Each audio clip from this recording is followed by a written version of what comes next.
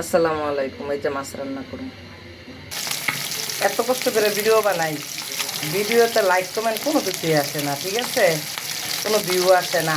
আসে কই জানেন? আমার মেসেঞ্জারে নক করে, আমার মেসেঞ্জারে নক করে আমার রান্না সুন্দর, আমার এই রান্না সুন্দর, এই জিনিস রান্নাটা ভালো হয়েছে, এইসব কথা বলে। কিন্তু আমার ইয়ে কমেন্ট বক্সে কমেন্ট করে না, আমার করে মেসেঞ্জারে কমেন্ট করে, মেসেজ দেয়, মেসেঞ্জারে মেসেজ দেয়। এই কারণে চিন্তা ভাবনা করছে এই উল্টাপাল্টা কাজের থেকে সব কিছু ওই ছেড়েই দিই, আমার ভালো লাগে না এই ফেসবুকে কাজ করতে।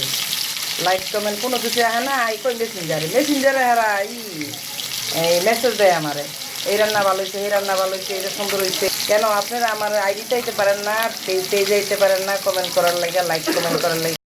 ফেসবুক মামার মাথা খারাপ হয়ে গেছে। বাতের মার আছে না, বাতের মার ও দেখি যদি হলদি মরিচা বাগার যা তুই ওইটাও ঘরে উঠে জায়গা বাইরে লইয়া জায়গা। আর আমরা এত কষ্ট করে রান্না করি, এই রোজা থাকেও রান্না করি, রোজা রমজানের দিন রান্না করি, আর টাইম মতন টাইম মেনটেন করে আমরা ভিডিও পারি। তারপর আমাকে ফেসবুক মামায় চোখে দেখে না, দেখে আর ওই যে মার আছে না, মার আল দিয়ে বাগার দেয়, হেগোটা চোখে দেখে। রোজা রমজানের দিন এই অসুস্থ শরীর লইয়া কত কষ্ট করে ভিডিও বানাই, এই ভিডিও সারি, তারপর আমাকে চোখে দেয় না ফেসবুক মামা। দেয় মারোলা মহিলা করে চোখে দেয়, কি রান দেয় না রান দেয়, হিগিরি বলে কেমনে পরে তো জায়গা বাইরা লইয়া যায়, কইতেও পারি।